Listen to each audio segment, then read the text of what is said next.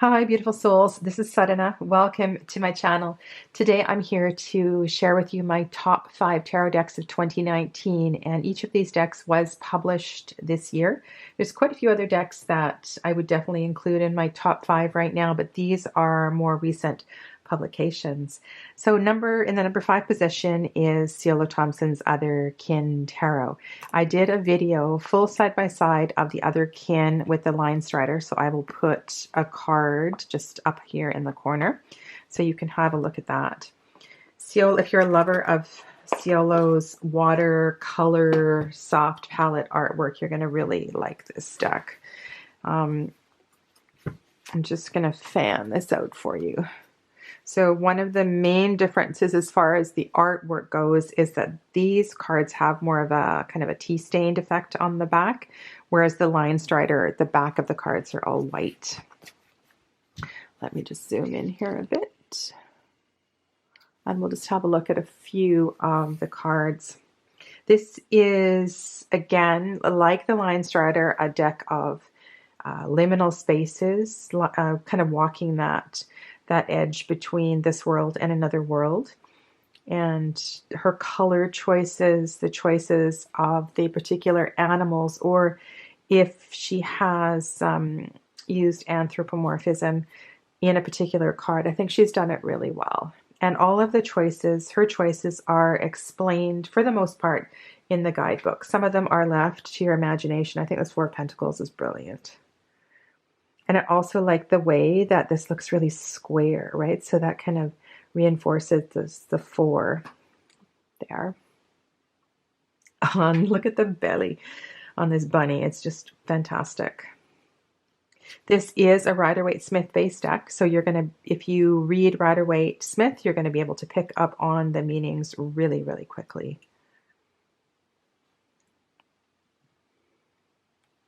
Here's the Fool.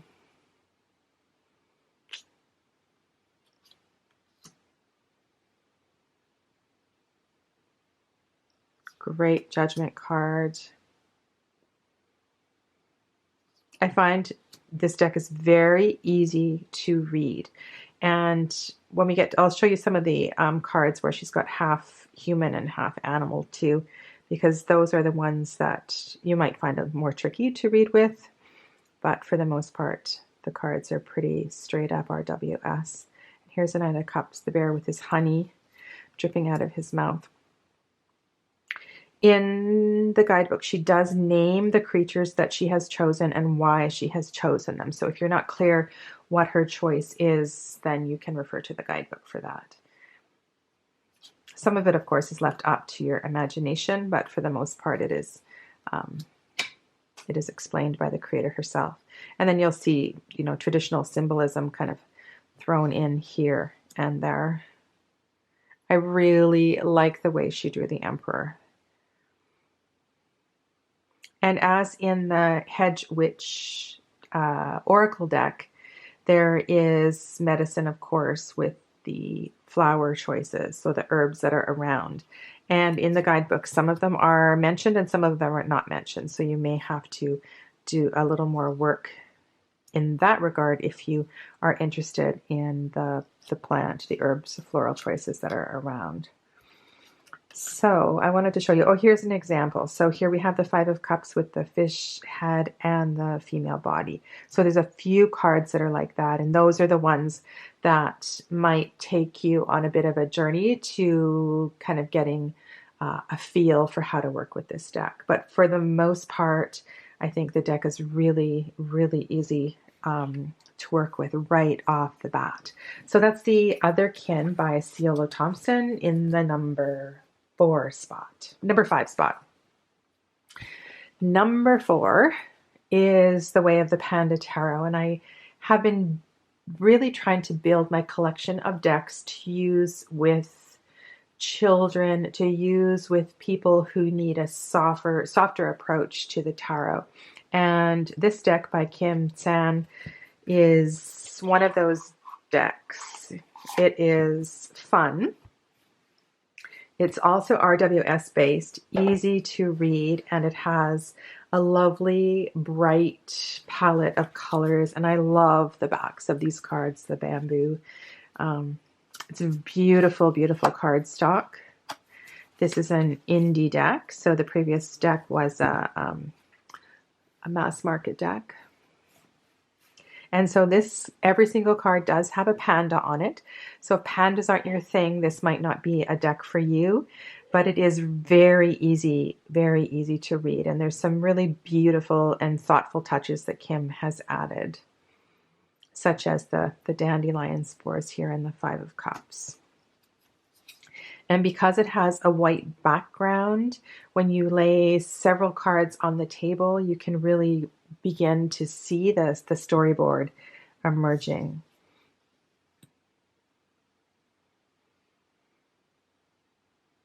And lots of plant life and nature. And of course, we do have elements that are not connected to the pandas.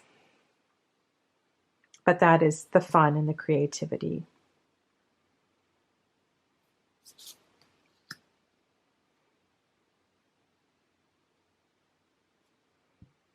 This almost looks as if the emperor is in flight on a broom or something.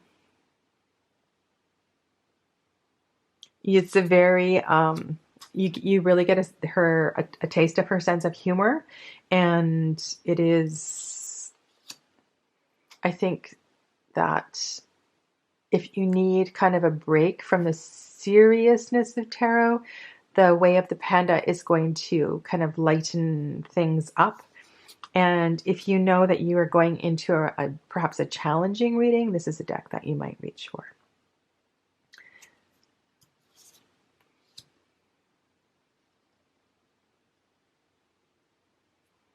Yeah.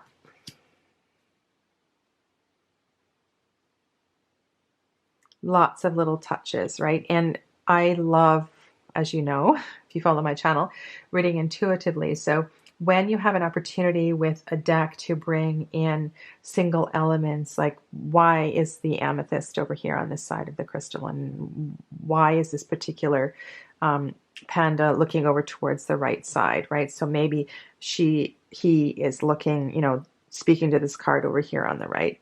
I really appreciate it when we have lots of different body directions, as well as elements that we can, bring into the reading. The broken ribbons here are just done really well. The Temperance card is gorgeous. And there's the High Priestess. I love her little crown. So that's the Way of the Panda Tarot. And I also have done a walkthrough of this deck, and I will put a card up above for this one. In the number 3 spot, I am going to put the Slow Tarot by Lacey Bryant. This is a deck that I picked up quite late this year and have not spent a great deal of time with. And I intend to do a bit of work with the art because there are lots of really interesting details in her artwork that will take some time to kind of discover, I suppose, and to understand. And there are, for example, the Devil card. There's a couple of cards that people have questioned. Some of these are in order, some of them are not. And I have a response, actually, to most of these. I really like her style of art, and I love the different kind of textures of the different paints and media that she has used. It's really, really quite stunning. And so there is nudity in this deck, so if that is an issue for you. But she has brought in traditional elements and symbols, and then brought this into the modern world with the media of paint. And some cards feel more contemporary, and some cards feel a little, like a step back in time. So for me, this Chariot card is a little challenging to work with because there is no left and right in this Chariot card. And so the balance, the idea of the wrestling with being guided as opposed to driving yourself, we need to look at for all of those different kind of teachings and elements in other ways. And so that's why I need to spend more time with this deck. But for the most part, it's really, really quite something. I know this is a card, this is the Temperance card. So I'm going to really have to work with that one to try to draw out the medicine that I really see in that card. But I think it's going to be worthwhile taking time to get to know this deck. So if the Devil card, this is called Temptation, is a card that repulses you and there's for some reason her choice of art doesn't sit well with you, then I really feel that's your stuff.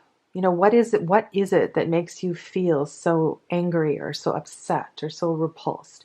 And those kind of, when a creator creates a card that stirs something up within you, I think that's really important to dive into that self-reflection. Planets for the World card. And then I just want to make sure, in case you haven't seen any walkthroughs, and I haven't done one of this deck yet, because once I get to know it, I am going to do more thorough review. The aces are the only cards that are borderless, and they are just absolutely stunning. Just beautiful. So there's your Ace of Wands. Here's the Seven of Wands. Can you just feel the heat? It's just really amazing. Here's the Knight of Wands. Here's another ace. There's your Ace of Swords. Love the Page of Wands. Two of Coins. Here's another great page. There's your Page of Coins. So yeah, so that is my choice for the in the number 3 position, the Slow Tarot by Lacey Bryant. In the number 2 position, which is a bit of a surprise for me because this is a deck that I put away quite quickly after I opened it. The Herb Crafters Tarot by Joanna Powell, the artwork, and the guidebook by Letitia Guthrie. This deck has, I think, a lot of potential even as a tarot deck, but it's not a tarot deck you can I don't think you can begin to read with from the get-go. It's one of those decks where you need to spend a little bit of time exploring the details of each of the cards. So Joanna and Letitia, I'm sure it was a joint project. Let me get this camera right here. Designed the scenes, the sets for each of these cards. So this is a photorealistic deck. The photos are then colored with pencil, so to give the appearance more of a piece of art rather than a photograph. And I think they've achieved that better in some cards than others. And then when you go into the guidebook, very, I'm going to say, thoroughly enough to understand the intention of the card is a description of all of the objects that are in the set and their relationship to each other. You will, however, have to do other study and other reference if you're not familiar with the medicine of certain plants and so forth. So this definitely is a Herb Crafters Tarot. It's not so much about the medicine of the plant, but you will get lots of tips as far as using the herbs and gardening and things like that. Here's your 8 of Air. And you can see here the gate is open and we have the wind moving through the gate. And so there is an element, very, very much, of an RWS system. You just have this, it's much more subtle, and you really need to take the time to understand the set. And so that means contemplating each card you're on your own and then taking some time to go through the guidebook. I will when I get through each of the cards, do that for you, and I will go through and do a detailed review. But the cards I have worked with so far feel spot on, and I really appreciate what I want to say. I think they went out on a limb in creating this deck, and they did an excellent job. And so the reason I put this in the number 2 position is this is going to be an important study deck for me for a little while, and I feel excited about it, and I'm really, really glad that I have gone back to it. And it's just beautiful. Oh, I'm really, really looking forward to doing that review for you a little further down the road. And in the number 1 spot, I have chosen the Crow Tarot. Now, I understand that the indie version of the Crow Tarot came out at the end of 2018, but the US Games version came out in 2019. So I feel okay with including this as a 2019 deck. Both the copyright for the US Games version as well as the extended guidebook by MJ herself are copyright 2019. So it was just the indie version of the deck that came out at the very end of 2018. This deck is a mittful of cards. It's a little thick, and it is oversized. So if I go to Ciolo's deck here, which is a standard Llewellyn size deck, you can see, I hope, what can I put behind here? Here, let's put that there. You can see that this deck is wider and taller. So if you have little hands, and even for me who has quite large hands, this is it's a little harder to shuffle. The cardstock is fantastic, as US Games decks are, and like the Otherkin, you've got all these different colors in the frames and in the backgrounds. I just love fanning out cards like this. It's really pretty. This deck is slowly becoming one of my workhorse decks, and I feel that it is quite it's quite a ballsy deck. It's quite direct. And if you have a reading where you go into a reading with a specific question, it doesn't hedge around the answer. It's one of those decks that gives you a direct answer.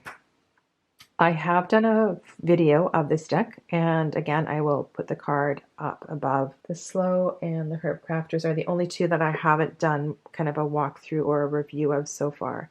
So I will be getting to that over time.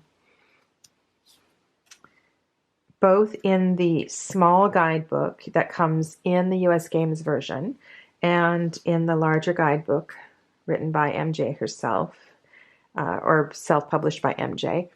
I think it was available for a while, but it's I think it's out of print right now. So keep your eyes open for it, because it definitely is worth the extra change. It's one of those guidebooks that's quite different from the guidebook that comes in the box.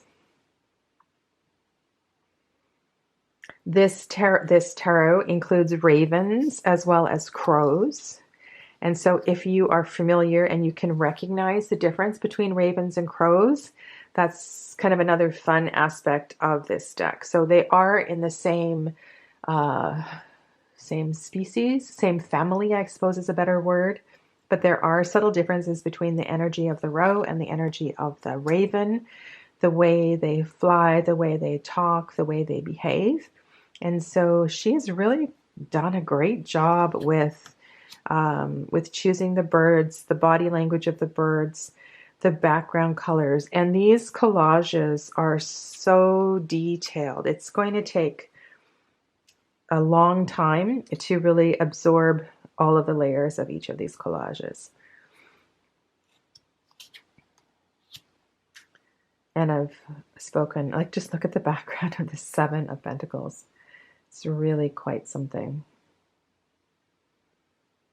And both of the guidebooks do a really good job with explaining the creator's choices and why she's chosen what she's chosen. And another plus for this deck, which is really important to me because I do read with directions, is that you'll see that the birds are standing and moving and flying in lots of different positions, which really helps for me when I'm doing a large layout. So yeah, so that is my number one deck for 2019. Thank you to Simon at the Herman's Cave for doing this tag, and I look forward to seeing all of your top 5 2019 decks. Stay well, my friends. Namaste.